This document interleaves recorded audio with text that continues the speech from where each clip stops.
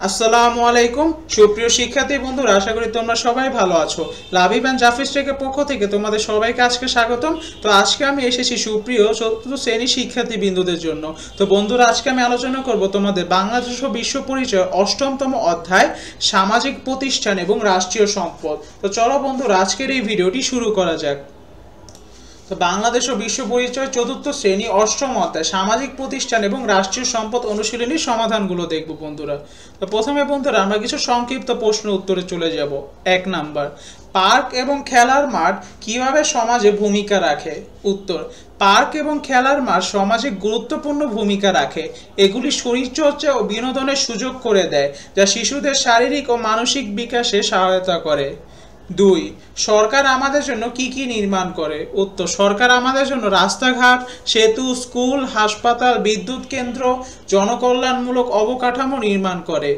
3, সমাজে পানির দুইটি ব্যবহার উল্লেখ করো। উত্তর, সমাজে পানির দুইটি প্রধান ব্যবহার হলো পান করা ও দৈনন্দিন গৃহস্থালী কাজে ব্যবহার করা, কৃষিক্ষেত্রে সেচের জন্য। 4, দুটি প্রাকৃতিক সম্পদের নাম লেখো।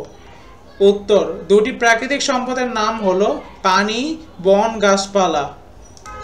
এরপরে বন্ধুরা আমরা চলে যাব কিছু বর্ণনামূলক প্রশ্নে। 1 নাম্বার, প্রাকৃতিক সম্পদ রক্ষায় আমরা কি কি করতে পারি? উত্তর, প্রাকৃতিক সম্পদ রক্ষায় আমরা নিম্নলিখিত কাজগুলি করতে পারি: জ্বালানির অপচয় রোধ করা এবং নবায়নযোগ্য শক্তির ব্যবহার বৃদ্ধি করা, পানি ব্যবহারে মিতব্যয়ী হওয়া এবং পানির দূষণ রোধ করা, বৃক্ষরোপণ করা এবং বনভূমি সংরক্ষণ করা, প্রাকৃতিক সম্পদ ব্যবহারে সচেতনতা বৃদ্ধি করা। দ্বিতীয় প্রশ্ন, রাস্তাঘাট ও সেতু মেরামত করা জরুরি কেন? উত্তর, রাস্তাঘাট ও সেতু মেরামত করা জরুরি কারণ এগুলি দেশের যোগাযোগ ব্যবস্থার মেরুদণ্ড। ভালো রাস্তাঘাট ও সেতু পণ্য পরিবহন ও মানুষ চলাচলে সুবিধা করে। দুর্ঘটনা কমাতে এবং মানুষের নিরাপত্তা নিশ্চিত করতে মেরামত জরুরি। অর্থনৈতিক কর্মকাণ্ড সচল রাখতে এগুলি গুরুত্বপূর্ণ ভূমিকা পালন করে।